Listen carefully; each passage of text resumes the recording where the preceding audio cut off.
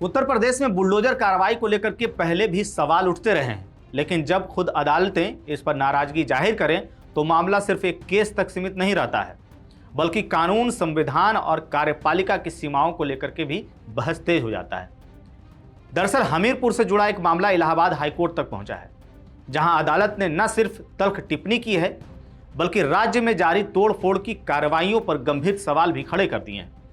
क्या है पूरा मामला, चलिए जानते हैं। नमस्कार, द हिंदी टॉप देख रहे हैं आप और मैं हूं आपके साथ जानिसार खान। दरअसल हमीरपुर जिले से जुड़े एक मामले में याचिकाकर्ता ने अपनी संपत्तियों को संभावित बुलडोजर कार्रवाई से बचाने के लिए इलाहाबाद हाईकोर्ट का दरवाजा खटखटाया था। सुनवाई के दौरान हाईकोर्ट ने इस पूरे घटनाक्रम पर नाराजगी जताते हुए कहा कि सुप्रीम कोर्ट के स्पष्ट आदेशों के बावजूद राज्य में दंडात्मक कार्रवाई के तौर पर इमारतों को गिराने का सिलसिला जारी है।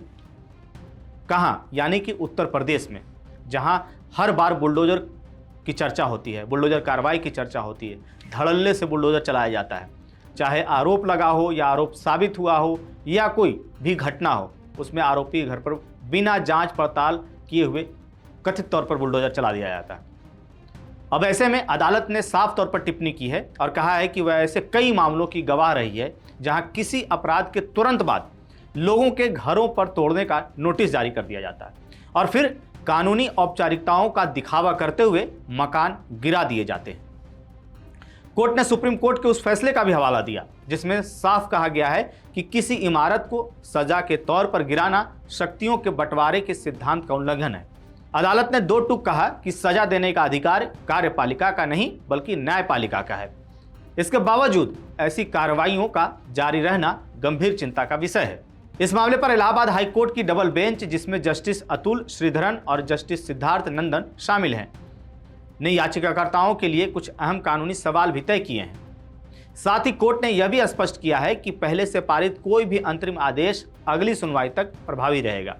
अदालत ने आपको बता दें कि पुलिस को भी निर्देश दिया है कि याचिकाकर्ताओं की जान, शरीर और संपत्ति की सुरक्षा सुनिश्चित की जाए ताकि वे बिना किसी डर के अपनी संपत्तियों में आ जा सकें। वहीं इस मामले की अगली सुनवाई अब 9 फरवरी को तय की गई है। अब इस पूरे घटनाक्रम के पीछे की पृष्ठभूमि को जानते हैं कि आखिर ऐसा क्या हुआ था जो मामला हाईकोर्ट तक पहुंचा।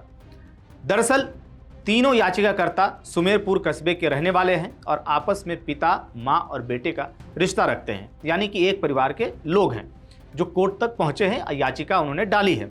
उन्होंने 16 जनवरी 2026 को सुमेरपुर थाने में दर्ज एक एफआईआर को हाई कोर्ट में चुनौती दी।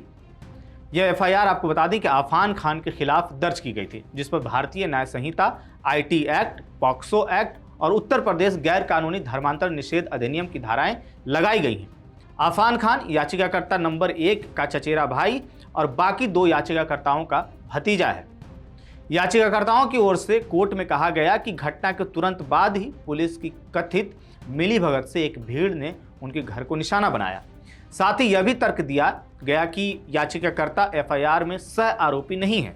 इसके बावजूद याचिकाकर्ता नंबर 2 जो उस मकान के मालिक हैं, उन्हें नोटिस जारी कर दिया गया। इसके अलावा याचिकाकर्ता नंबर 3 के नाम पर पंजीकृत एक कॉमर्शियल प्रॉपर्टी, जिसे इंडियन लॉज के नाम से जाना जाता है, उसे भी सील कर दिया गया। वहीं दूसरी ओर राज्य सरकार की तरफ से, यानी कि उत्तर प्रदेश सरकार की तरफ से कोर्ट में शुरुआती आपत्ति उठाई गई। राज्य का इस पूरे मामले पर कहना था कि याचिका समय से पहले दायर की गई है क्योंकि अभी तक कोई अंतिम कार्रवाई नहीं हुई है। यह भी कहा गया कि याचिकाकर्ताओं को जारी नोटिस का जवाब देना बाकी है और अब तक ना तो रिहायशी मकान तोड़ा गया है और ना ही लॉज को गिराया गया है। साथ ही राज्य की ओर से यह भी आरोप लगाया गया कि याचिकाकर्ताओं ने कुछ तथ्य छिपाए हैं, जिनमें एक आरा मिल को सील किए जाने की बात शामिल है, जहां से प्रतिबंधित लकड़ी बरामद हुई थी। अतिरिक्त महाधिवक्ता अनूप त्रिवेदी ने कोर्ट को मौखिक रूप से आश्वासन दिया कि कानून द्वारा तय प्रक्रिया का पालन किए बिना और याचिकाकर्ताओं को अपना पक्ष रखने का पूरा मौका दिए बिना कोई भी तोड़फोड़ नहीं की जाएगी। इन सभी दलीलों के बीच इलाहाबाद हाई कोर्ट ने एक बार फिर दोहराया कि सुप्रीम कोर्ट के फैसले के बावजूद राज्य में दंडात्मक तोड़फोड़ जारी रहना बेहद गंभीर मुद्दा है और इसी को ध्यान में रखते हुए कोर्ट ने इस मामले से जुड़े 5 अहम कानूनी सवाल तय किए हैं, जिन पर अगली सुनवाई में सभी पक्षों से जवाब मांगा जाएगा। तो कुल मिलाकर के यह मामला सिर्फ हमीरपुर की एक घटना तक सीमित नहीं है, बल्कि यह पूरे राज्य में बुलडोजर कार्रवाई, नागरिकों के मौलिक अधिकार और कानून के शासन को लेकर के एक बड़ी संवैधानिक बहस को जन्म देता है। मौलिक अधिकारों का हनन है। आने वाली अब सुनवाई में देखना यह दिलचस्प होगा कि अदालत इन सवालों पर क्या रुख अपनाती है और राज्य सरकार इन पर क्या जवाब देती है, क्योंकि धड़ल्ले से यूपी में बुलडोजर कार्रवाई हो रही है। जैसा कि मैंने पहले भी बताया कि किस तरीके से वहां बुलडोजर का दुरुपयोग हो रहा है, अगर कह ले तो आप। तो इस पूरी खबर पर आपकी क्या राय है, आप क्या सोचते हैं, कमेंट बॉक्स में जरूर बताइएगा। मेरा नाम है जानिसार खान, आप देख रहे हैं द हिंदी टॉप। वीडियो अच्छी लगे तो चैनल को सब्सक्राइब कीजिएगा और हमें इंस्टा, फेसबुक और एक्स पर भी फॉलो कीजिएगा।